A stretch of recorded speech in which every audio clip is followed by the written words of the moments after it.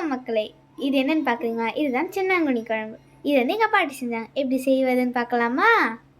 காயெல்லாம் கட் பண்ணிவிட்டு நான் வந்து உங்களுக்கு காட்டுறேன். அப்படியே நம்ம சென்னாங்குனி வந்து லைட்டாக சிம்மில் வச்சு லைட்டாக வறுத்துக்கணும். எண்ணெய் காஞ்சிடுச்சு, நான் கடுகு போடுறேன்.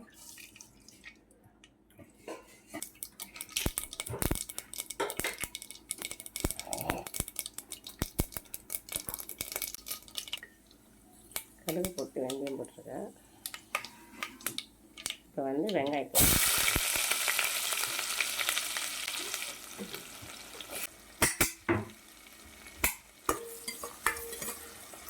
சென்னாங்குனி வந்து கழுவிட்டு வறுக்கணும் கடாயில். அப்போ நல்லா வறுக்கட்டும். கருவேப்பிலை, தக்காளி, பச்சை மிளகாய் போடுறோம்.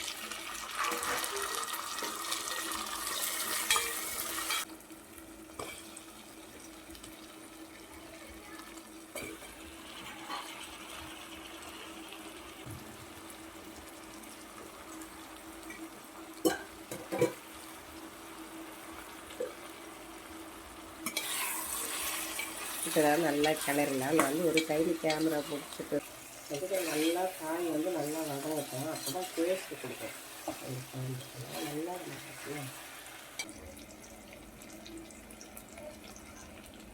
மஞ்சத்தூள் போட்டேன்.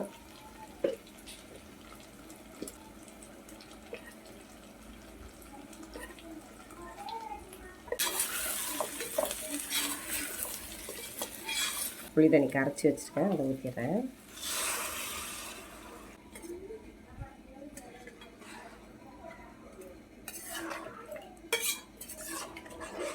எனக்கு எவ்வளோ குழம்புக்கு தேவையோ அதுக்கப்புறம் லைட்டாக தண்ணி ஊற்றிக்கலாம். உப்பு போடுறேன்ப்பா.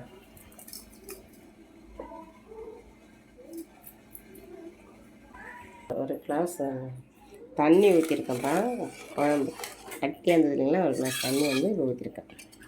குழம்பு கொதிச்சிட்ருக்குங்க. இப்போ இந்த சென்னாங்குனி க்ளீன் பண்ணிவிட்டு வறுத்து நம்ம போட போகிறோம். சரிங்களா? சென்னாங்குனி வந்து போட போகிறேன். அப்படியே வறுத்து எடுத்து வச்சுன்னு நல்லா வேகட்டும். போட போகிறேன். சரிங்களா? பாருங்கள், இந்த பவுடரை வந்து அது போடுறேன். இது எதுக்கு இந்த பவுடர் பண்ணி போடுறேன் அப்படின்னு சொன்னால், செம்ம வாசனையாக இருக்கும் குழம்பு. அதுக்காக தான் அது கொஞ்சமாக எடுத்து நான் பவுடர் பண்ணி வச்சுருந்தேன். அந்த பவுடர் பண்ணி வச்சு குழம்பு திக்காகிடும். பாருங்கள், கொஞ்சம் தேங்காய் தெரியுதுங்களா? கொஞ்சம் தேங்காய் இருக்கும்.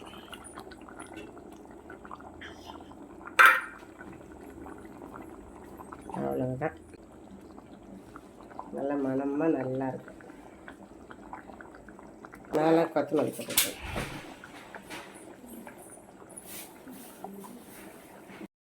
இப்போ வந்து என்ன குழம்பு? சென்னாங்குனி குழம்பு ரெடி ஆயிடுச்சு. பாருங்கள், சூப்பராக இருக்கும். நீங்களும் செஞ்சு சாப்பிட்டு பாருங்கண்ணா.